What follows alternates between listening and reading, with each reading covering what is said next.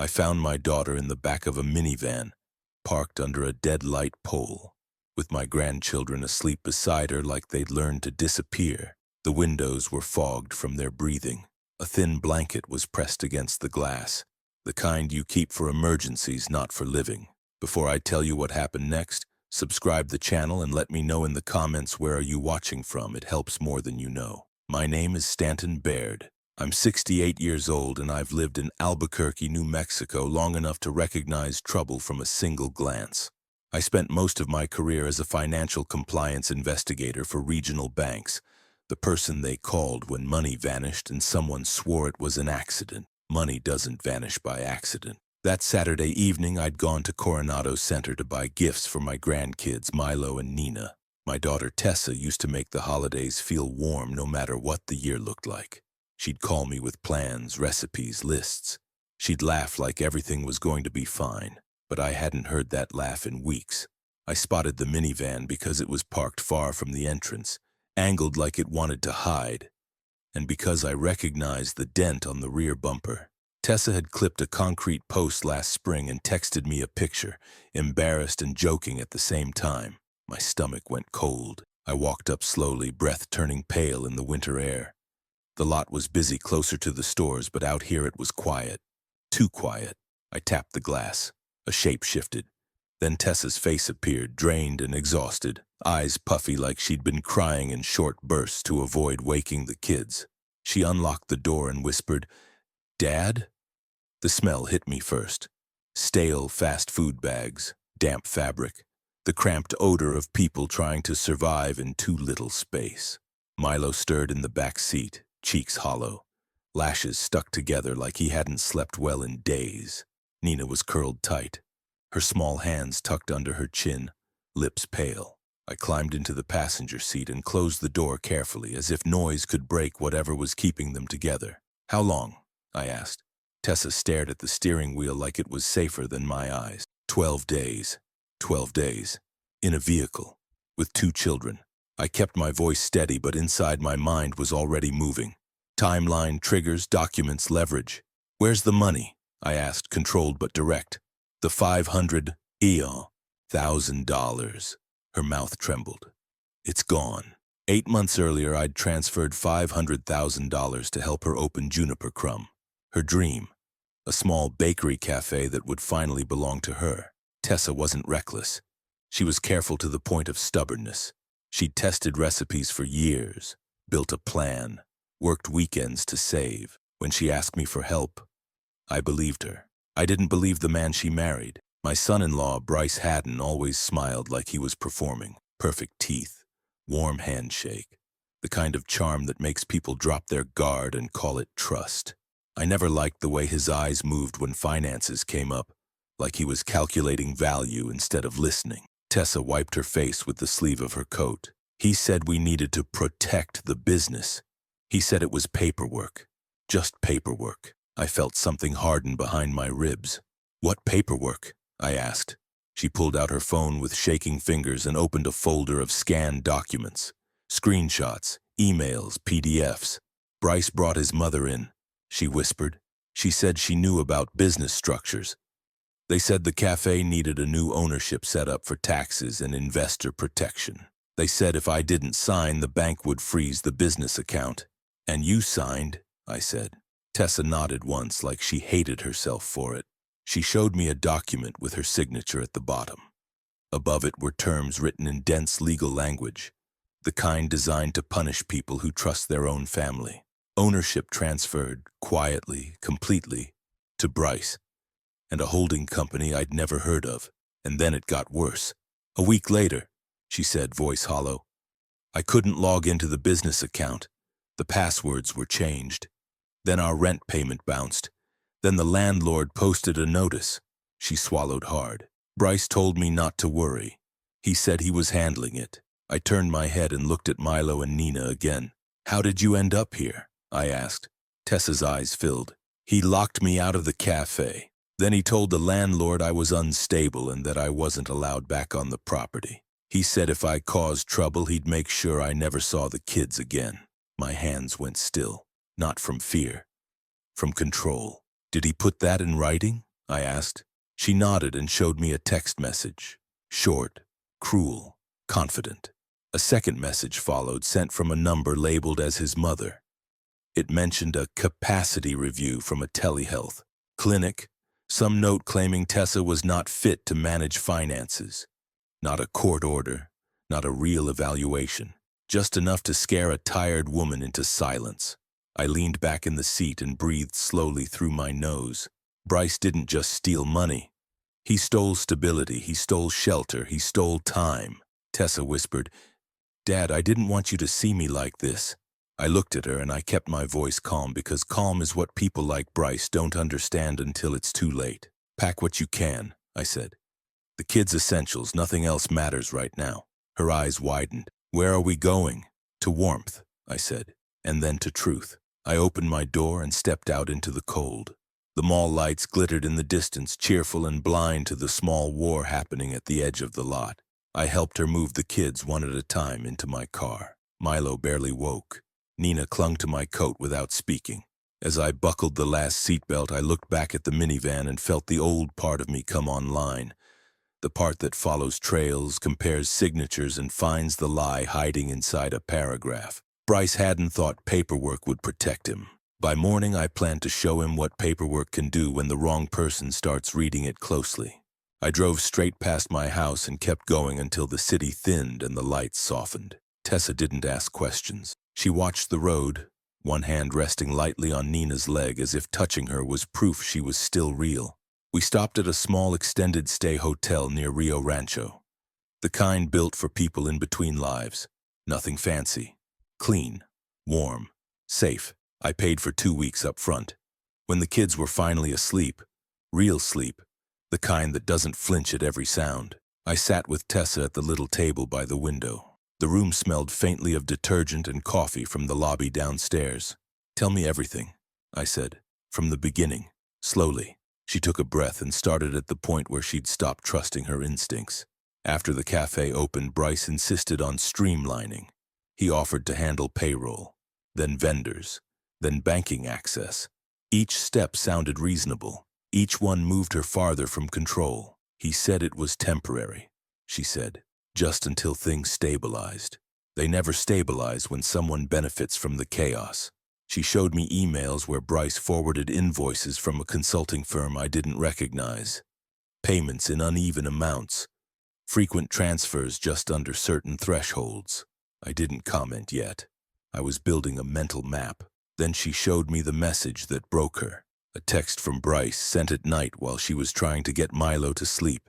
"You signed everything. You don't own anything anymore. Stop embarrassing yourself." That was when she'd tried to confront him in person. That was when the locks were changed. I leaned back and folded my hands. "Did you ever see the 500,000 move?" "Yes," she said. "At first. It went into the cafe account, then it started disappearing. Bryce said it was operating costs." I didn't know enough to argue. I nodded. "That's okay. You don't need to know everything. You just need to know when something feels wrong." She stared at her hands. I thought if I stayed calm, it would work itself out. "People like Bryce rely on that," I said. "Calm without boundaries." The next morning I left early and drove to my office. Not the one I used to work in, but the spare room at home where I kept old case files, reference books, and the habits I never quite gave up. I laid out everything Tessa had given me.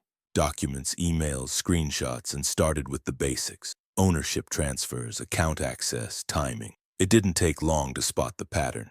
The money didn't vanish. It traveled. $500,000 had moved through 3 different entities in less than 4 months, each one newly formed, each one tied back to Bryce in a way that looked clean on the surface and rotten underneath. He hadn't even tried to hide it well. He'd relied on speed and intimidation, not sophistication. By midday, I'd identified the holding company he used to take control of Juniper Crumb. It was registered in Santa Fe, listed under a generic business address shared by dozens of shell entities. Amateur mistake. That afternoon, I made 3 calls. The first was to a family law attorney I trusted from past work, Lena Ortiz. I didn't ask for sympathy. I asked for strategy. The second was to a forensic document examiner I'd worked with years ago. I sent her the signatures. The third was to the bank where the cafe account had been opened. I didn't accuse anyone. I asked questions, calm ones. What documentation triggered the account restrictions? Who submitted them? From where? By evening, the answers started lining up. A capacity concern note had been uploaded digitally, not in person. No court order, no verified medical provider. Just enough to freeze access temporarily while review took place. Classic delay tactic. When I returned to the hotel, Tessa looked lighter already, like someone who'd stopped bracing for impact. "I feel like I can breathe," she said quietly. "That's because you're not alone anymore," I replied. She hesitated. "Dad, what if he fights this?" "He will," I said. "People like Bryce always do." That night, after everyone slept, I sat in the dark with my laptop open, watching transaction timestamps scroll past. Bryce hadn't just taken money. He'd created a trail. And every trail, no matter how carefully laid, leads somewhere. Before I closed the computer, I wrote one sentence on a legal pad and left it on the table where I could see it in the morning. Control is temporary. Records are permanent. I slept knowing the hardest part wasn't starting. It was deciding how far to go. By the third morning, the fear had shifted. It hadn't disappeared, but it had moved, from Tessa's shoulders to Bryce's future. I could feel it in the way my phone stayed quiet. No calls, no threats. That usually meant one of two things: confidence or confusion. Given what I'd seen so far, I suspected the second. I started the day with coffee and a spreadsheet. Money leaves patterns the way people leave fingerprints. Bryce had routed the $500,000 through 3 limited liability companies, all registered within weeks of each other, all sharing the same registered agent. Each one billed Juniper Crumb for services, consulting, brand development, operational support. There were no deliverables, no reports, no work product, just invoices and withdrawals. By noon, I had mapped the flow. It was clean enough to fool someone who didn't know what to look for, sloppy enough to collapse under scrutiny. I sent the file to Lena Ortiz with a short note. "This isn't mismanagement. This is conversion." She replied 10 minutes later, "I agree.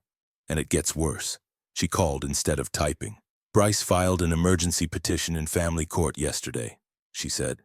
"He's asking for exclusive use of the marital residence and temporary restrictions on Tessa's access to shared assets." "On what grounds?" I asked. "Financial instability," she said, "and concern for the children." I closed my eyes briefly. There it was, the escalation. "He's positioning himself as the responsible party," Lena continued, "which tells me he thinks the paperwork will scare you into backing off." "It won't," I said. "What's our response window?" 72 hours. "Good," I replied. "That's plenty." That afternoon, I met with the document examiner. She didn't waste time on pleasantries. "These signatures were traced," she said flatly. "Same pressure patterns, same hesitation points. Whoever copied them practiced." "Can you testify to that?" I asked. "Yes." I drove straight from her office to the bank. This time, I didn't ask questions. I requested records, officially. Transaction logs, upload metadata, IP access history. I didn't threaten. I cited policy. By the time I returned to the hotel, I had confirmation that the capacity concern documents had been uploaded from a private device on a residential network tied to Bryce's mother's address. Not a clinic, not a provider, a living room. Tessa sat on the bed, scrolling through photos on her phone. Milo and Nina were building a fort out of pillows. "He texted me," she said quietly, holding up the screen. I read it once. "You're making a mistake. My lawyer says this will go badly for you." I handed the phone back. "Don't reply." She nodded, then hesitated. "What if he tries to take the kids?" "That's why we move carefully," I said. And visibly. That night I sent Lena everything. The money trail, the forged signatures, the upload records. Her reply came just after midnight. "This changes the leverage entirely." The next morning we filed our response. Not emotional, not dramatic, precise. We attached the forensic report. We challenged the emergency petition. We requested supervised communication only, citing intimidation and financial abuse. We didn't accuse. We demonstrated. By afternoon, Bryce's attorney requested a delay. That was the first crack. The second came from somewhere I hadn't expected. A former cafe employee reached out to Tessa through social media. She said Bryce had stopped paying staff weeks earlier, that he'd told them the business was restructuring, and to be patient. Patience had cost them paychecks. I spoke to her myself and took notes. Dates, statements, names. Every story matched the numbers. That evening I stood outside the hotel and watched the sun sink behind the Sandia Mountains. The air was cold and clean, the kind that clears your head. Tessa joined me, wrapping her coat tighter. "Are we really doing this?" she asked. "Yes," I said, "but not the way you think." She looked at me. "I'm not trying to destroy him," I continued. "I'm letting his own decisions speak loudly." She was quiet for a moment. Then she nodded. Inside, Milo laughed as the pillow fort collapsed. Nina clapped like it was magic. I looked through the window and felt something steady settle into place. Bryce had built his plan on speed and silence. He'd underestimated one thing. I had time, and I intended to use all of it. The first official notice reached Bryce on a Tuesday morning. I know because he called an hour later. I let it ring twice before answering. "You're enjoying this," he said, skipping any attempt at politeness. "No," I replied, "I'm documenting it." Silence hung on the line for a beat longer than comfort allows. Then his tone shifted, measured, controlled, almost friendly. "Let's be reasonable," he said. "This doesn't need to get ugly." "It already is," I said. "You just don't like that it's no longer quiet." He exhaled sharply. "You think you're smarter than my lawyers." "I think you assume no one would check your math," I answered. "Those are different things." He hung up. That afternoon, Lena called me into her office. Not to panic, to prepare. "His emergency petition has been stayed," she said. "The judge wasn't impressed by the documentation." I nodded. "Because it's thin, because it's manufactured," she corrected. "And now the court is watching." That was important. Judges don't like surprises, but they dislike manipulation even more. We filed a secondary motion that same day. Nothing aggressive, nothing emotional. Just a request for full financial disclosure tied to the cafe and any affiliated entities. Bryce had 70 days to comply. He wouldn't. People who steal rarely expect to explain. The next move came from the landlord. The commercial property where Juniper Crumb operated had changed hands 6 months earlier. Bryce had never updated the lease records properly. Rent had been late, then missed, then ignored. I made a call, not as a threat, as a question. "How far behind are they?" I asked. The answer was longer than I expected. 3 months. That evening, Tessa watched me write checks at the kitchen table in the hotel room. "You don't have to do this," she said quietly. "I know," I replied. "That's why it works." I paid the back rent directly to the property owner with a simple condition: lawful transfer of lease upon eviction for non-payment. No tricks, no pressure, just law. 2 days later, Bryce received an eviction notice for the cafe. That one rattled him. He showed up at the hotel unannounced that night. I didn't let him inside. He stood in the parking lot, coat open, confidence cracked, eyes moving like he was trying to find footing. "You think this makes you powerful?" he said. "No," I replied. "It makes you accountable. You're poisoning her against me." I shook my head slowly. "You did that when you chose control over partnership." He stepped closer. "You don't understand what you're doing." "I understand exactly," I said. "You took $500,000. You removed her access to shelter. You attempted to undermine her credibility, and you left a trail." He laughed once, sharp and brittle. "You don't have proof." I held up my phone. "You want to test that?" He backed away. The following morning, the bank completed its internal review. The temporary restrictions were lifted. Tessa's access was restored. She didn't cheer. She just sat down and cried quietly, like someone whose body had been holding tension too long. That same day, Lena received notice that Bryce's attorney was withdrawing. Conflict of interest. Translation: he'd been lied to. By evening, the tone of the case changed. No more bluster, no more threats, only delay. I stood outside again that night, watching the sky darken, thinking about the difference between revenge and correction. Revenge is loud. It demands witnesses. Correction is patient. It lets systems do what they were built to do. Bryce had thought paperwork would protect him. What he'd forgotten was that paperwork is only dangerous to people who don't understand it. And now every document he'd touched was being read carefully by people with time, authority, and no tolerance for shortcuts. I didn't feel triumphant. I felt finished with pretending this was anything other than what it was. The collapse had started, and Bryce was about to discover how long it takes to outrun your own records. By the time the eviction date arrived, Bryce had stopped pretending this was a misunderstanding. He was panicking. The cafe sat dark for 2 days before the locks were changed. No notice on the door, no explanation to staff, just silence where there had once been early morning lights and the smell of bread. I drove Tessa there myself. The sheriff's deputy was already waiting, professional and detached. Bryce wasn't. He stood near the entrance, phone pressed to his ear, arguing with someone who clearly wasn't helping anymore. When he saw us, his voice dropped. "This isn't over," he said, pointing at me like volume might restore control. I didn't respond.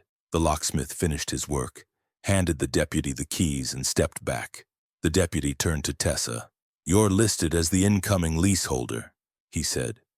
"You're clear to enter." Tessa froze for a moment, like her body didn't trust good news anymore. Then she took the keys with both hands. Inside, the cafe looked tired, not destroyed, neglected. Dust on the counter, empty shelves, receipts scattered behind the register where Bryce had stopped caring. But it was hers again. She walked slowly, touching the counter, the wall, the back door to the kitchen. Milo and Nina stood just behind her, quiet, sensing something important was happening. "We can fix this," she whispered. "Yes," I said, "and we will." Outside, Bryce was still arguing on his phone. The deputy told him to step away from the property. He complied, but his eyes never left us. That night, he sent his first apology. It wasn't convincing. "I'm willing to negotiate. This has gone too far." I showed the message to Lena the next morning. "Too far for him," she said. "Right on time for us." The forensic accounting review wrapped up that afternoon. It confirmed what I already knew but needed documented. The $500,000 had been drained through layered transfers into accounts Bryce controlled indirectly, then partially converted into personal expenses. Not all of it. Enough. That mattered. Lena filed an amended motion with the court requesting asset freezes on all affiliated accounts pending final resolution. It was approved without argument. When Bryce found out, he called again. "I'll give it back," he said, voice tight. "Most of it. We can settle. You can return all of it," I replied, "or let the court decide how much more it costs you." Silence. Then quieter. "You're ruining my life." I didn't raise my voice. "You ruined your own when you decided she was expendable." He hung up. That evening, Tessa cooked for the first time in weeks. Simple food, soup, bread from a neighbor's oven. The kids ate like they hadn't realized they were hungry until now. After they went to bed, Tessa sat across from me. "What happens next?" she asked. "The court finalizes control of the business," I said. "The money recovery continues, and then," she prompted. "And then you decide what your life looks like without him shaping it." She nodded slowly. "I don't hate him," she said. "I just don't trust him." "That's clarity," I replied, "not cruelty." 2 days later, Bryce's final attorney withdrew. Not for conflict, for non-payment. That told me everything. The last communication came as an email sent just before midnight. "I never thought you'd do this. I thought you'd protect family." I read it twice before responding. "I am protecting my family." I didn't hear from him again. The cafe reopened quietly the following week. No announcement, no celebration, just lights on, ovens warming, familiar routines returning. Customers drifted back in, then more. Word spreads faster than people think when something honest resumes. One afternoon, as I watched Tessa laugh with a customer, flour on her hands, confidence returning to her posture, I felt the weight finally lift. This hadn't been about punishment. It had been about interruption, stopping a lie before it calcified into history. As we locked up that evening, Tessa looked at me and said, "I don't know how to thank you." I shook my head. "You don't." The sun dipped low, casting long shadows across the sidewalk. Inside, the cafe lights glowed warm and steady. Behind us, paperwork continued its slow march toward final judgment. Ahead of us, something quieter waited, and I knew that whatever Bryce faced next, he would face it without the illusion that silence equals safety. The court date arrived without ceremony. No packed gallery, no raised voices, just files, timelines, and a judge who had already read more than enough to know where this was going. I sat beside Tessa, my hands folded, listening as the final motions were summarized. Asset transfers, misrepresentation, financial coercion. The words sounded clinical, but the consequences were anything but. Bryce didn't look at us. He stared straight ahead, jaw tight, the last of his confidence long gone. He no longer looked like someone in control. He looked like someone waiting for a verdict he already understood. The judge spoke plainly. Ownership of Juniper Crumb was restored to Tessa in full. All affiliated entities tied to the improper transfers were ordered to disgorge funds. A repayment schedule was set, enforceable, with liens in place to ensure compliance.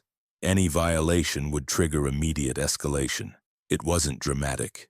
It was final. Outside the courthouse, Tessa stopped walking and let out a breath she'd been holding for months. "It's over," she said, almost surprised by the sound of her own voice. "Yes," I replied, "it is." We didn't celebrate. We went to the cafe. The ovens were already warm. Milo did his homework at a corner table. Nina colored quietly, humming to herself. Tessa moved through the space with the ease of someone who belonged there again. Customers came in. Some recognized her and smiled. Some didn't know the story at all. That was fine. The place didn't need sympathy. It needed bread, coffee, and consistency. Weeks passed. Bryce complied with the first payments. Not willingly, not graciously, but he complied. The system has a way of clarifying priorities when it's watching closely. Tessa filed for divorce on her terms. No drama, no grand statements. Just a clean break supported by records that spoke louder than accusations ever could. The kids adjusted faster than anyone expected. Stability does that. It teaches you how to relax again. One evening I sat on the cafe's back steps after closing, watching the lights go out one by one. Tessa joined me, 2 cups of coffee in hand. "I used to think strength meant enduring," she said. "Putting up with things." I took the cup she offered. "Endurance without boundaries is just erosion." She smiled faintly. "I won't forget that. Neither would I." I thought back to the parking lot, the fogged windows, the blanket pressed against the glass. How easily that could have become a permanent chapter if no one had intervened. People like Bryce rely on fatigue, on fear, on the hope that their victims will choose quiet over confrontation. They forget something important. Paper remembers, numbers remember, and patience used correctly is louder than anger. On a quiet morning, I reviewed the final account statements and closed the folder for the last time. Not with satisfaction, with closure. I didn't win a war. I restored balance, and that, I've learned, lasts longer. As I locked up the cafe that night and handed Tessa the keys, I felt something simple and rare settle in: peace. And if you've been listening this far, subscribe to the channel and let me know in the comments what time it is where you're watching from. It helps more than you know.